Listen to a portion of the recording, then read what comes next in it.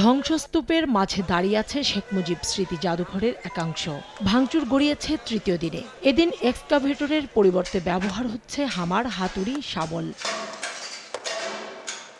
শুক্রবার হওয়ায় ঢাকার আশপাশ এমনকি দূর দূরান্ত থেকে অনেকেই দেখতে এসেছেন মুজিবের ভাঙা বাড়ি। স্মৃতি হিসেবে ছবি তুলে রাখছেন অনেকে, বলছেন যা কিছু হচ্ছে তার দায় মুজিব কন্যা শেখ হাসিনার। হাসিনার সরকার ভারতে বসে যে একটা নীল নকশা বাস্তবায়ন করার চিন্তা ভাবনা করতেছে, আমরা ছাত্র জনতা ঐক্যবদ্ধ ছিলাম, আছি, থাকবো ইনশাআল্লাহ। ভবিষ্যতে কোনো সরকার যেন এমন ঘৃণিত কাজ না করে, এটার মাধ্যমে সে বুঝতে পারবে যে তার কতটা ক্ষতিগ্রস্ত এবং খারাপ করেছে। এখানে যে জিনিসগুলো ছিল এগুলা ভেঙে যাতে আমরা এমন একটা জিনিস তৈরি করতে পারি যেটা আমাদের প্রজন্মে পরিবর্তনে সেগুলা যাতে মনে থাকে। জীবনের ঝুঁকি নিয়ে কংক্রিট আর আসবাব পোড়া ছাই উড়িয়ে লোহালক্কর কুড়িয়ে নিচ্ছেন কেউ কেউ, আবার কেউ ফ্যাসিস্টের চিহ্ন সংরক্ষণ করতে সঙ্গে নিয়ে যাচ্ছেন ইটের টুকরো, এমনকি কয়লাও। এই উঠাকারণ যেগুলো দুর্ঘটনা করতে পারে, আমি মনে করি এটাকে না রেখে পুরোপুরিভাবে এটাকে মিশে দেওয়া উচিত। গণ অভ্যুত্থানের একটা ইতিহাস, বাচ্চাকে নিয়ে একটু সাক্ষী হলাম, বাচ্চাও শিখবে ভবিষ্যৎ। ক্ষমতাচ্যুত প্রধানমন্ত্রী শেখ হাসিনা ও আওয়ামী লীগের পুনরুত্থান ঠেকাতে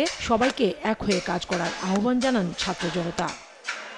কাউসারা চৌধুরী কুমু, সময় সংবাদ, ঢাকা।